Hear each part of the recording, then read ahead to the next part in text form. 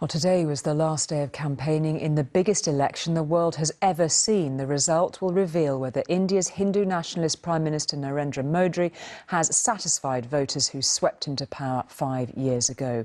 One opposition campaigner who says he hasn't has been drawing large crowds at rallies, not least because she bears the most powerful name in Indian politics, Gandhi.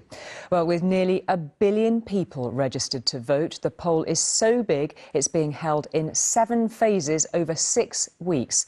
Prime Minister Modi's ruling party is expected to retain its majority in the country's parliament. But final rallies are taking place today in Uttar Pradesh, where the last round of voting will take place on Sunday.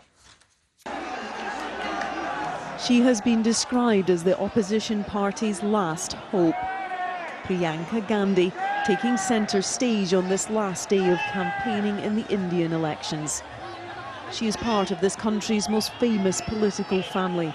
3 of her relatives have served as Prime Minister. At this election, she told me, the democracy they had helped build is under threat. My message is that this election is an election in which we are fighting to save our democracy, to save our democratic institutions.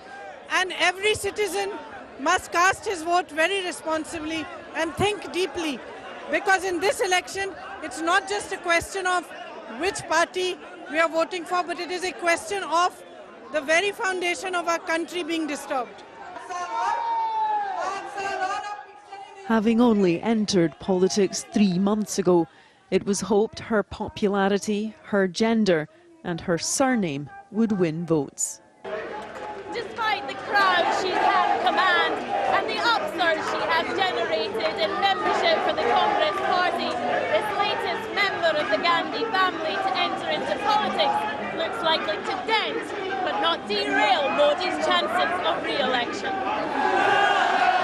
उसके बाद ये पूरे हिंदुस्तान में और मध्य प्रदेश में In a neighbouring state, current Prime Minister Narendra Modi addressed his final rally and thousands of his loyal supporters.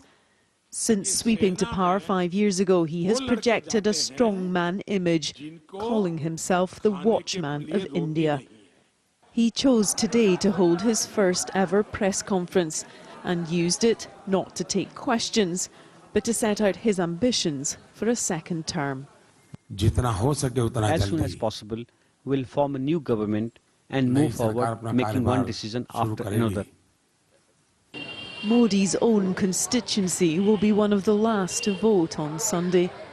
Varanasi is a spiritual city where Hindu pilgrims come to bathe in the Ganga River. It is here that his nationalist politics have taken hold and where his party is most confident of victory. The nation is deciding who will be the Prime Minister, and they're on the side of Modi. So you could say it's a vote for Modi all along, and he is the main vote catcher.